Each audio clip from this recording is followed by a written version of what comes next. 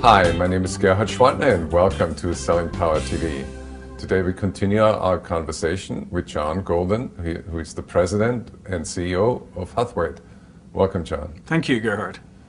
Let's talk about pipeline measurement, metrics, and forecasting.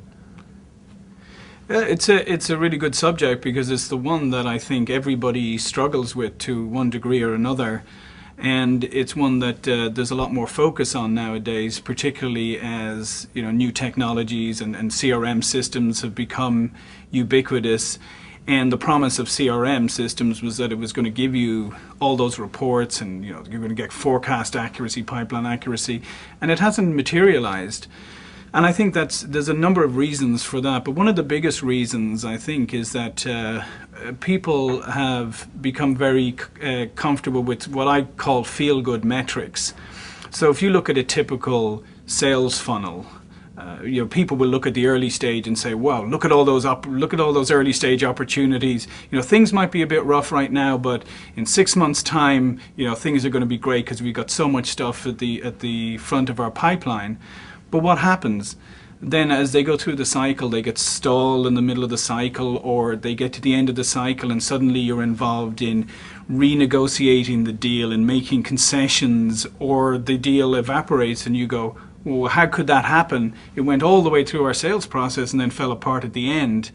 And really what that all points back to is the fact that we're focusing at the wrong end of the pipeline. You're focusing, sales management are focusing on, let's get this deal over the line, when really at the end of the sales cycle, there's very little you can do in terms of bringing added value, in terms of clarifying and making sure that the opportunity is being properly developed. Right? You can't do that at the end. That's where you end up making concessions and having to renegotiate the deal. And there's the other side, which is that the CSO Insight study reports that 24% of all pipeline deals end in no sale.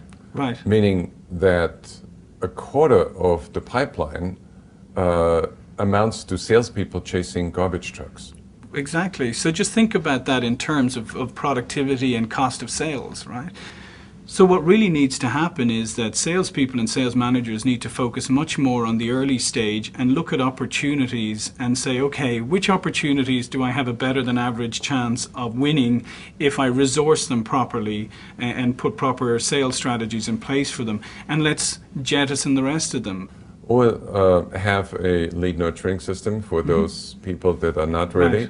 Right. Have a prioritization system, so salespeople call on those leads that are more mature than others, and have a culture of measurement so that you can hold everybody accountable, including marketing. No, absolutely. Marketing plays a big role in this because, again, what's marketing normally measured on? It's the volume of leads coming in. It's all about volume and let's face it, every lead that comes in from marketing is a hot lead. And they really need to be measured on what percentage of the leads that the salespeople close are marketing generated versus sales generated.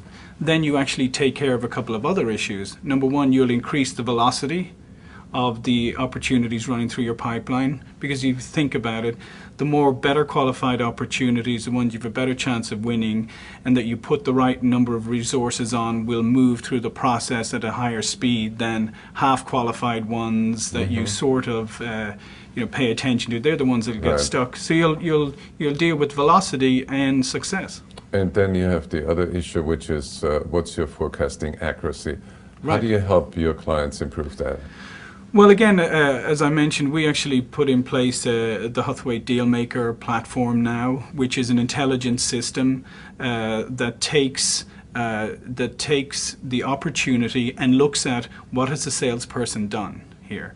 So have they identified the right people? Have they identified the budget? Have they walked through the steps of the sales process that we say you need to go through in order to be successful?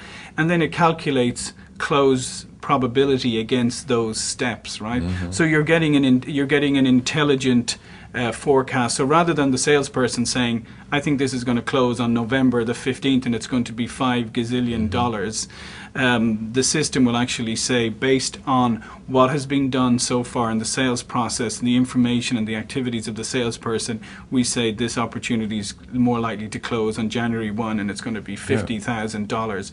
So having a system that takes intelligent data and uses it to calculate close date is how we're helping our customers. Right. So what you're really saying is that we need to put more rigor into the sales process, and we need to have a better methodology, and your deal maker certainly is a great step towards bigger forecasting numbers and better forecasting accuracy. It is a real win-win situation here for both salespeople and managers and, quite frankly, customers. Well, thank you, John. For anybody who is interested in the Dealmaker, go to www.huthwaite.com. Thank you so much, John.